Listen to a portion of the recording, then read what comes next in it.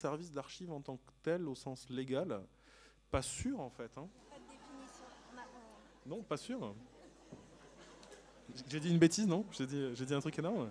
Non, c'est pas sûr du tout en fait, que ce soit un service qui ait la même nature qu'un service d'archives départemental, vous voyez, ou un service d'archives Juste pour municipal. expliquer pourquoi il y a ce Ouais. bruit de salle, c'est parce que hier après-midi, on s'est interrogé sur. Je dis pourquoi ce bruissement dans la salle? Parce que hier après-midi, on s'est interrogé sur comment définir un service d'archives. Ah oui, oui, d'accord. Parce qu'il y a une définition assez générique dans la loi, et donc c'est des questions qu'on s'est posées. D'accord. Moi, j'aurais tendance à dire, si vous tenez vraiment absolument... Parce que la question, c'est de savoir, est-ce que vous allez pouvoir mettre en place une redevance? Il n'y a que ça, en fait, qui, comme conséquence réelle, maintenant, de la loi Walter. Donc, du coup, je ne sais pas. Il vaudrait peut-être mieux que ce soit la bibliothèque. Si c'est la bibliothèque qui fait la numérisation, c'est sûr qu'elle pourra mettre une redevance, elle.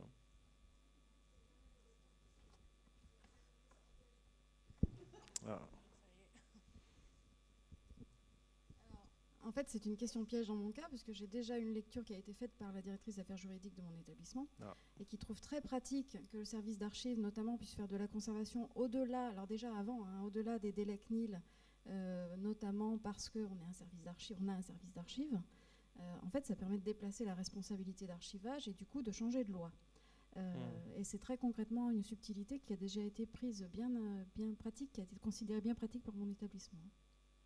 Ouais, moi, ça me paraît un peu tordre l'esprit quand même de la loi Walter. Quand même. Oui, bon, pour ce cas-là, effectivement. Après, on est quand même de vrais services d'archives. Et il y a des universités qui font vraiment de la conservation patrimoniale. C'est-à-dire qui ont l'activité complète d'un service d'archives, sur les archives courantes et intermédiaires, certes, mais aussi sur les archives définitives. Donc si on n'entre pas dans ce cadre-là, comment mettre à disposition du public des archives patrimoniales si on ne peut pas soutenir financièrement, par exemple, en numérisation? Oui, alors ça, c'est un débat. Après, moi, j'y verrais quand même un très grand risque de cheval de Troie, parce que là, l'analyse qui est faite de toutes ces lois dit qu'elles prennent bien en compte les données de la recherche, et que les données de la recherche vont être soumises à l'ouverture par défaut. Mais s'il suffit de les confier à un service d'archives dans une maison des sciences de l'homme ou dans une université pour les faire échapper au principe d'ouverture par défaut, je pense qu'on va rentrer dans un gros problème, quoi, parce que ça va neutraliser en fait l'ouverture des données de la recherche, et ça me paraîtrait complètement contradictoire avec... Ouais. Mais ouais, ça c'est... Donc à voir. Après, il reste des tas de zones grises. Hein, il reste des tas de zones grises dans l'articulation de ces textes, et on verra à l'usage, quoi. Après, ça peut vite se régler, hein, parce que vous savez que dans la loi, il n'y a pas vraiment de sanctions qui sont mises en place. Par contre, il y a un mécanisme qu'on appelle open data à la demande, c'est-à-dire que dorénavant, un citoyen, il lui suffit de faire une demande de communication d'un document contenant des informations publiques. Si l'administration est obligée de lui communiquer, elle est normalement aussi obligée de le mettre en ligne et d'en permettre la libre réutilisation. Donc là, dans votre cas, il suffirait que quelqu'un vienne vous faire une demande de communication, et on verrait, et si vous refusez, ça ira à la CADA, et on verra après ce que la CADA répondra sur la réutilisation. Mais, voilà. Et alors sur le dernier point, alors oui, effectivement, les redevances sont très encadrées, peut-être à un point tel qu'elles sont plus... elles ne valent plus la peine d'être mises en place. On verra ce que dit. Mais ça, c'est quelque chose que... vous savez, je suis aussi un peu un militant de l'open data.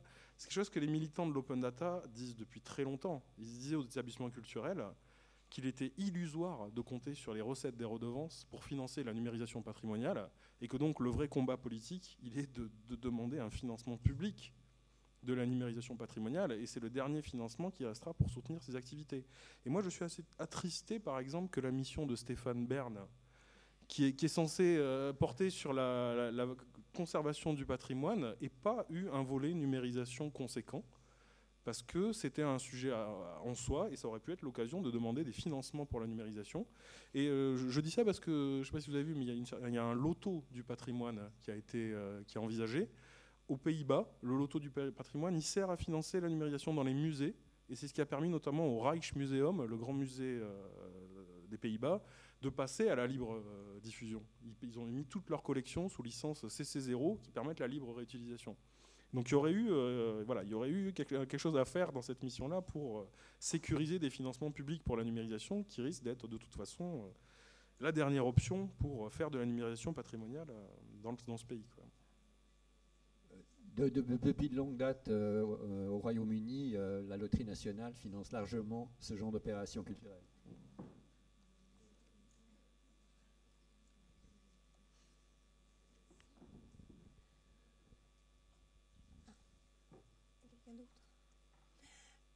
Anne-Marie Brulot, archive départementale de Lyon.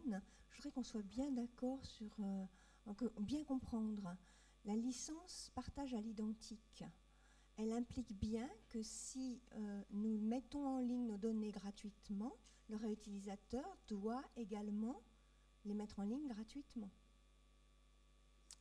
Oui. Alors donc l'ODBL, qui a cette clause de partage à l'identique, elle dit en fait que si un réutilisateur utilise une portion substantielle des données que vous avez mises à disposition sous cette licence et qu'il les intègre dans une base de données dérivées qu'il aurait lui-même produite en ajoutant des données, voilà, la base de données dérivées qui en résulte doit être placée elle-même sous ODBL, ce qui veut dire qu'elle doit être mise en ligne et remise à disposition gratuitement.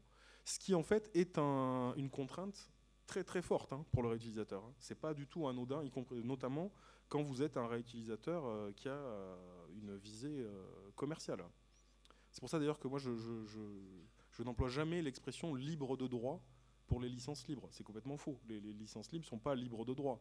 L'ODBL, elle est contraignante en fait. Donc ça, voilà, c'est un des intérêts de l'ODBL, c'est-à-dire ça permet une régulation des acteurs à caractère économique pour leur éviter de centraliser les données et de reconstituer des monopoles en fait privés sur les données. Donc c'était un peu l'intérêt de ce type de licence, d'éviter voilà, la centralisation et la captation des données par des acteurs privés qui prendraient trop d'importance dans le paysage. Mais comme je vous l'ai dit, il y a un débat sur la possibilité d'utiliser cette licence dans le cadre législatif actuel qui n'est pas complètement tranché, quoi. Ça finira sûrement un jour par une décision de la CADA.